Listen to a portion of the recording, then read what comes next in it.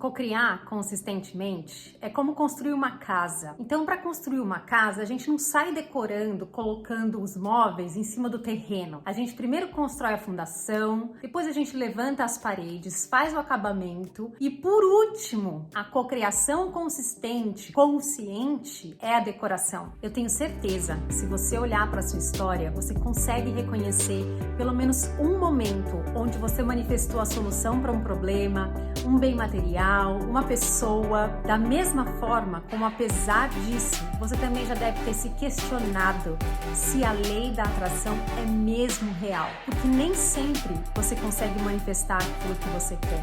Então, no vídeo de hoje eu quero compartilhar com vocês as 3 etapas necessárias do nosso desenvolvimento para que a gente se torne um co-criador consistente da nossa realidade. Vem comigo? Eu sou a Renata Fernandes e este é o Reconexão Interior. Quando a gente fala de manifestação da realidade, a gente está falando de gênero, porque ela pode acontecer de 2 formas. Em uma, a gente está co-criando, alinhados com a nossa essência, alinhados com a verdade a nosso respeito. E na outra, a gente está projetando. A gente projeta o quê? A gente projeta as nossas crenças. E aí, nesse caso, a base dessa projeção é o medo. Quando a gente cocria alinhado com a nossa essência, a base disso é o amor. Essas são as 2 únicas principais forças em ação na dualidade que a gente vive. Mas as nossas crenças, elas não representam verdadeiramente quem a gente é. Quando a gente fala em última instância, a única coisa possível de existir é essa energia amorosa. Então, para que a gente se mantenha nessa realidade de projeção das nossas crenças, exige que a gente gaste muita energia para que a gente possa resistir a quem a gente é. A gente nasce muito mais alinhado com essa energia de quem nós somos. Mas conforme a gente vai experienciando a vida, de acordo com as experiências a que a gente é exposto, a gente vai criando essas camadas e camadas de crenças a nosso respeito. E essas camadas de crença que a gente cria são uma resistência, representam uma resistência a quem a gente é verdadeiramente. Então, como a gente tem que investir energia para se manter no nosso padrão de crenças, para manter a ideia da personalidade que a gente cria a nosso respeito, isso acaba sendo muito doloroso, porque a gente está o tempo todo resistindo. Então, como esse é um processo muito doloroso, vai chegar um momento que a gente vai começar a querer buscar uma saída. É claro que existem vários caminhos, várias opções para que a gente consiga sair daqui e voltar para cá, se realinhar com a nossa essência. Mas o que eu percebo é que quando a gente está muito imerso ainda no paradigma material, no paradigma do materialismo, é mais fácil que a gente vá buscar alguma coisa, como por exemplo a lei da atração.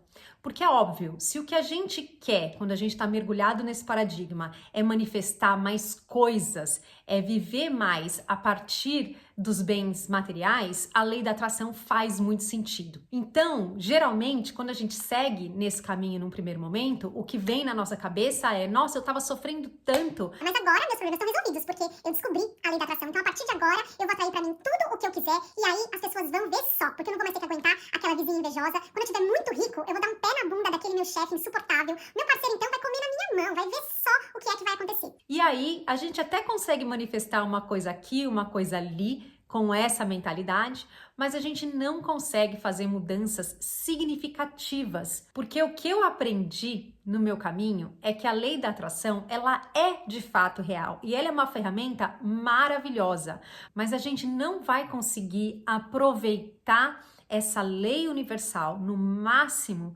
do potencial dela se a gente não olhar para algumas mudanças efetivas que a gente precisa fazer internamente, antes de poder realmente viver consistentemente nesse padrão de cocriação a partir do alinhamento com a nossa essência.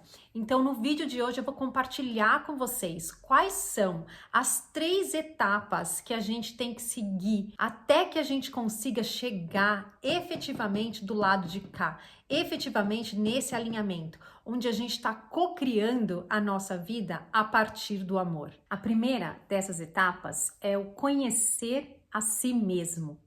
Será que você conhece quem você é verdadeiramente? Ou você se tornou um grande especialista das suas crenças? Um grande especialista nesse personagem que você criou? Como é que você se enxerga? Como é que você descreveria a si mesmo? Todas essas perguntas, elas nos ajudam muito a entender aquilo que a gente tem projetado na nossa vida. Então, parte do conhecer a si mesmo significa entender que você é o criador, que você é o responsável por aquilo que você vive hoje. E, portanto, entender que você não é as suas crenças, que você não é esse personagem. E para assumir esse lugar de responsabilidade, a gente precisa estar atento ao que a gente produz na nossa mente. Quais são os pensamentos que você produz quando você está conectado às crenças que você tem a seu respeito? Mais do que prestar atenção nisso, né? Porque essa primeira etapa, ela está muito conectada com um processo consciente, com um processo racional. Mais do que entender, é se empenhar em corrigir. Então, como é que você se trata, né? O que é que você fala a respeito de você mesmo? Eu tinha uma amiga, por exemplo, que ela tinha um hábito que me incomodava muito. Quando ela fazia alguma coisa errada, ela dizia: "Ai, que burra que eu sou!" E eu falava para ela: "Não fale assim. Isso é uma forma muito agressiva da gente agir com a gente mesmo. E às vezes são coisas que a gente não faz pro outro, mas a gente faz pra gente. E a gente tem que ser a pessoa que a gente mais cuida, que a gente mais trata com carinho." Então presta atenção nisso. Presta atenção em quais são as ideias que você guarda na sua mente a seu respeito e comece a corrigir isso. Existem muitas formas, muitos exercícios que a gente pode fazer nesse sentido, né? Como você se olhar no espelho e conversar com você com carinho, dizer para você mesmo o tanto que você se aceita, o tanto que você se admira. Fazer afirmações positivas funciona da mesma forma. A ideia aqui é a gente corrigir aquilo que vem na nossa mente e que não esteja alinhado com uma perspectiva amorosa. Tudo aquilo que te gerar alguma contração, tudo aquilo que te gerar medo, que te gerar ansiedade, pode apostar. Está conectado com a ideia de personalidade que você tem a seu respeito. E essas ideias não são reais. Então, o que a gente vai fazer aqui nesse primeiro passo é começar a desconstruir isso na nossa mente consciente, no nosso racional. E junto disso, a gente pode caminhar para o segundo passo, que é o aceite a si mesmo. Aceitar a si mesmo ou amar a si mesmo. Você se ama? Você se aceita 100%, plenamente? E se aceitar ou amar a si mesmo vai muito além do que a gente cuidar da nossa aparência física, vai muito além do que a gente cuidar da nossa alimentação, de fazer exercícios. Amar a si mesmo significa investir no seu estado interno, significa estar em paz, significa estar com o seu coração aberto para sentir, para compartilhar amor, alegria, todos aqueles sentimentos que nos alimentam verdadeiramente. Então pensa comigo, cada vez que você sente inveja daquela sua vizinha, cada vez que você sente raiva do seu chefe, você está sendo amoroso com você mesmo? Quantos hormônios do estresse a gente não libera no nosso corpo todos os dias sem nem se dar conta disso? Quanto envelhecimento precoce a gente não está trazendo para a nossa realidade? O tanto que a gente não está destruindo o nosso corpo com várias atividades que a gente engaja no nosso dia a dia sem estar consciente disso. Então, isso não é amor próprio. A gente tem que olhar para o amar a si mesmo de uma forma muito radical aqui. Então, qual é a grande chave para que a gente atinja o máximo do potencial do amar a si mesmo. A chave aqui, a grande ferramenta é o perdão. A gente vai olhar para a gente mesmo e para nossa história e a gente vai entender que o nosso processo é um grande processo de aprendizado e que a gente é como uma criança pequena aprendendo a andar, aprendendo a falar e que a base desse nosso aprendizado são as nossas relações. Então a gente vai olhar para as nossas relações e a gente vai praticar o perdão, mas não o perdão do mundo que a gente conhece. Eu tenho um vídeo aqui no canal, eu vou deixar aqui para vocês, que fala sobre essa versão do perdão que eu aprendi no livro Um Curso em Milagres, que é a grande base da maior parte das coisas que eu compartilho aqui com vocês. E aí é na prática desse perdão que a gente vai curar as nossas relações, que a gente vai curar a nós mesmos, que a gente vai olhar para a gente com muito mais compaixão e vai liberar no nosso corpo, porque é óbvio, tudo isso vai ter também um resultado físico, vai liberar no nosso corpo hormônios que vão fazer com que o nosso corpo se regenere, que vão fazer com que a nossa energia se expanda e que, por consequência, vai fazer com que a gente caminhe passo a passo para mais próximo da nossa essência, para mais próximo da verdade a nosso respeito. E se o primeiro processo era algo que estava muito conectado com o nosso consciente, com o nosso racional, essa segunda parte está muito mais relacionada com o nosso subconsciente, que é onde ficam agindo as crenças das quais a gente ainda não tem consciência, né? Então, por isso que cada vez que vier um padrão à tona, o que a gente vai fazer é olhar para isso e perdoar. Pedir para nossa inteligência interna para que ela ajude a gente a interpretar isso de uma maneira diferente, que é uma forma de perdão, né? Quando você entrega, quando você olha para isso e fala, eu tô pronto para me abrir, para olhar para essa situação de uma forma diferente, o que a gente está fazendo, no final das contas, é perdoar. Perdoar a percepção equivocada que a gente tinha daquela situação. E isso vai trabalhar as nossas crenças inconscientes, isso vai trabalhar no nosso subconsciente. E quanto mais a gente trabalha no nosso subconsciente, mais a gente aprende a amar a nós mesmos, a amar as pessoas nas nossas relações. E isso vai trazendo a gente cada vez mais perto para essa energia amorosa de quem nós somos verdadeiramente e nos preparando para nos tornarmos os co-criadores consistentes da nossa realidade. Porque é só no amor que a gente consegue fazer isso verdadeiramente. Cocriar consistentemente é como construir uma casa. Então, para construir uma casa, a gente não sai decorando, colocando os móveis em cima do terreno. A gente primeiro constrói a fundação, depois a gente levanta as paredes, faz o acabamento e, por último, a cocriação consistente, consciente, é a decoração. São os móveis que você vai escolher, são as cobertas, o sofá, todas as coisas que vão adicionar essa pitadinha de beleza, de conforto na sua vida. Então, primeiro, a fundação da casa é o conhece a ti mesmo. A gente levanta as paredes e faz os acabamentos quando a gente aceita a si mesmo, quando a gente ama a si mesmo. Aí a nossa casa está pronta para ser decorada, para a gente começar a co-criar as coisas que a gente vai querer colocar dentro dela. E eu acho essa analogia muito legal, porque se você já reformou ou construiu uma casa, você sabe que o processo de fazer isso não é um processo tranquilo, não é um processo muitas vezes suave.